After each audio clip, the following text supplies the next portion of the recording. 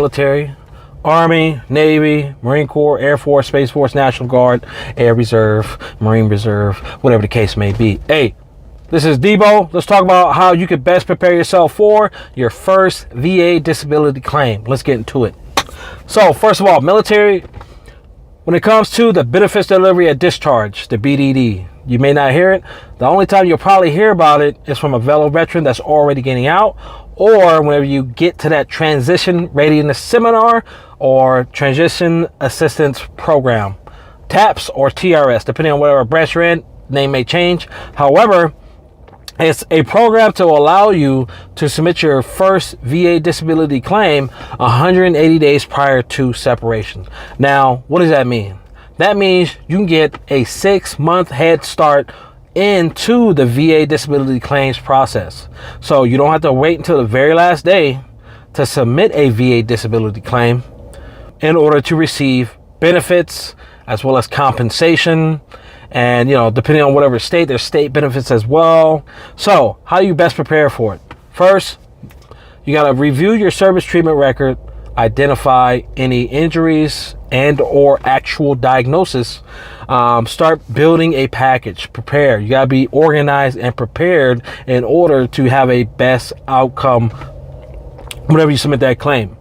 And if there's anything that you've been, slacking on, that you haven't been going into medical due to your, superiors telling you, oh, you look weak, you look like a weak leader for going into medical, for taking care of anything mental health wise, mental disorder, you may have gotten PTSD 4 or 5 years ago on a deployment over there to Iraq, Afghanistan, but you've never said anything about it because why? You want to be tough. You want to maintain your rank. You want to still get progression in the military. If you decide to stay in, cool. And the military, they don't really look well.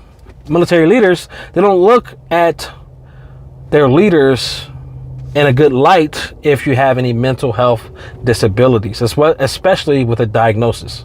Hey, I got a couple of buddies, throughout the years when I was in the military, whenever they got PTSD, whenever they got anxiety, depression labeled on them, there will be some immediate effects of that because obviously military leaders, they don't know how to, deal with that because they haven't addressed it in the past years. So what do? If you have anything mental health, more than likely they're going to snatch away your gun, your rifle. So you're not going to be able to qualify on the rifle, shotgun, pistol, whatever the case may be, whatever your rank, position, and your branch of service. There's annual qualifications. At least in the Marine Corps, we have annual rifle qualifications. If you're pistol qual, yes.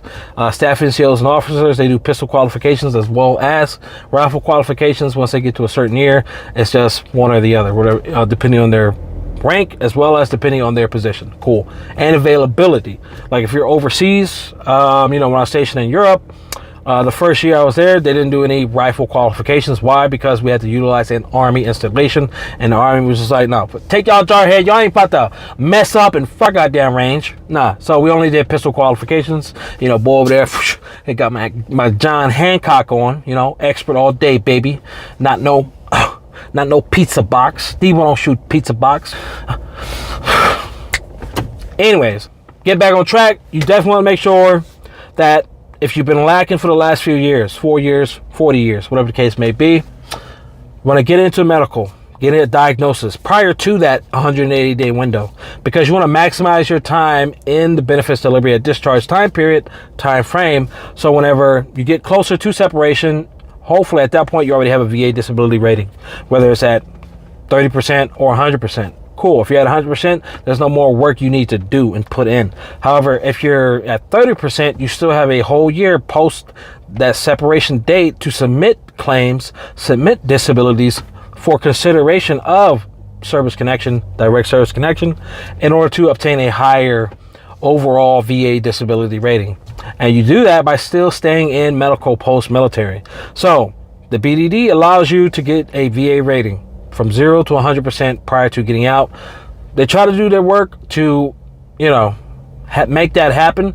But sometimes due to the PACT Act, due to the backlog claims, due to a lot of, veterans coming into the claims process, it may take some time. We don't know. You just gotta be patient, but it should be adjudicated once prior to that 1 year post period being expired, if that makes sense.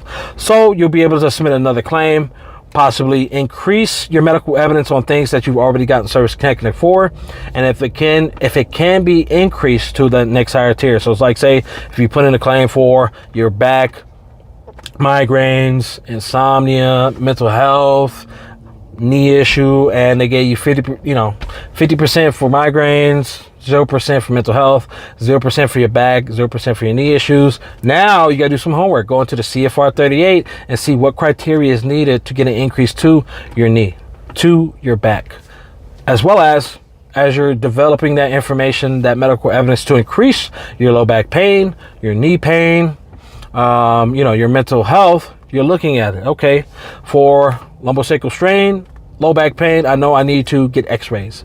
I need to get MRI. I may have sciatica, radiculopathy in my lower extremities. I can add, whenever I submit that increase for my low back pain, low back strain, I can also tack on, I have sciatica in both lower extremities. I have radiculopathy. I have instability in my knee, as well as limitation of flexion or limitation of extension, whatever applies to you. I have, issues with my mental health. I saw therapy. They've identified some symptoms. They've identified impacts to my personal life, which is why I'm having issues. They've identified some impacts to my occupational life. That's why I've had issues. That's why I'm getting out the military. So when it comes to mental health, it's that impacts to your social and your occupational impairments. That's what they're looking for. Back, anything musculoskeletal, definitely issues, limitations, range of motion. X-rays and MRIs are good for anything musculoskeletal.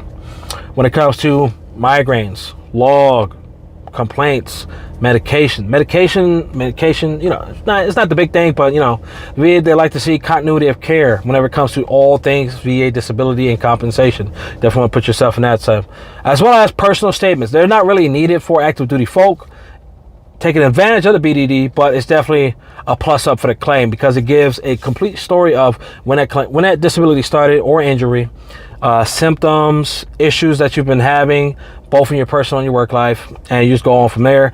And since you're still active duty, you can obtain buddy statements to better increase your likelihood of service connection and a sufficient VA rating. But hey, y'all like this type of content, y'all know what to fucking do. I ain't gotta tell y'all. Like, share, subscribe, comment if you're active duty military, Army, Navy, Marine Corps, Air Force, motherfucking Space Force, motherfucking camels, camels, baby, camels. But hey, next time, let your boy know.